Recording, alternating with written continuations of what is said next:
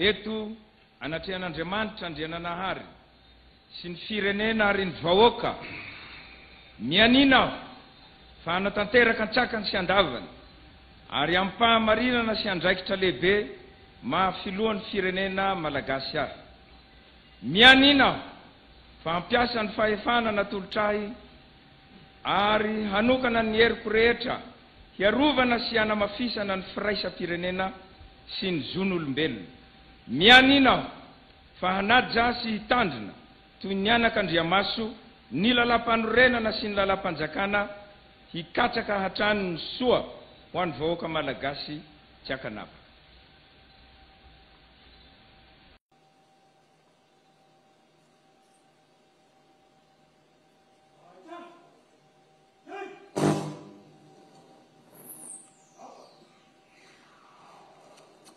Andriamatoa Général filohan'ny mari-poninahim-pirenena, miangavinao aho. Miangavinao aho hampisalotra ny filoham-panjakana vita fianianana ny fanamarihana mahakasika izany.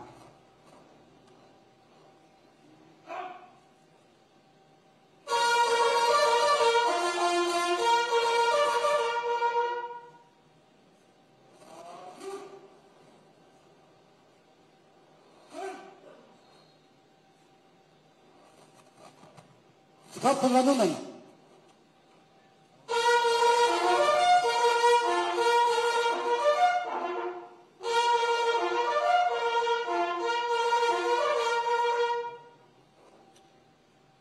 Andriamatoa Colonel Mika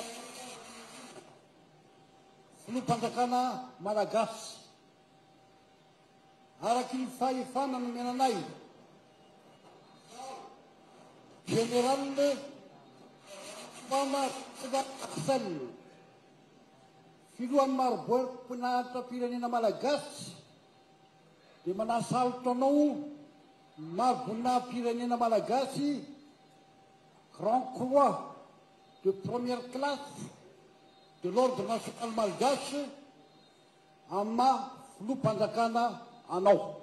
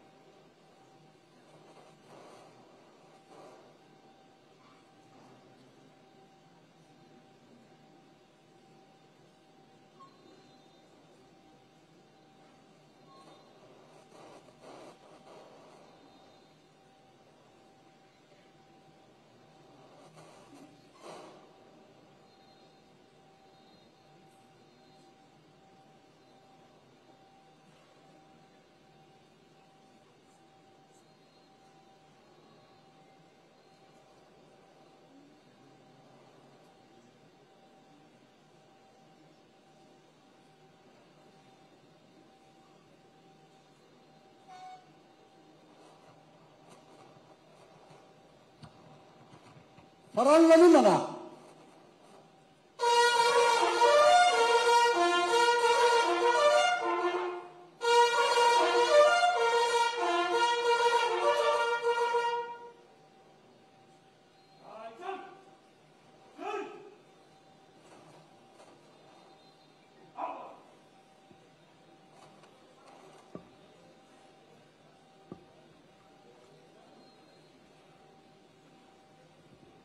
Nangavinao aho Andriamatoa filoham-panjakana mba hanosoniana ny firaketana ny fianianana nataonao ary ny mpikambana ao ny fitanahavo momba na raha-panorenana kosa hanosoniana ny fitanana tsotra izao lanonana izao.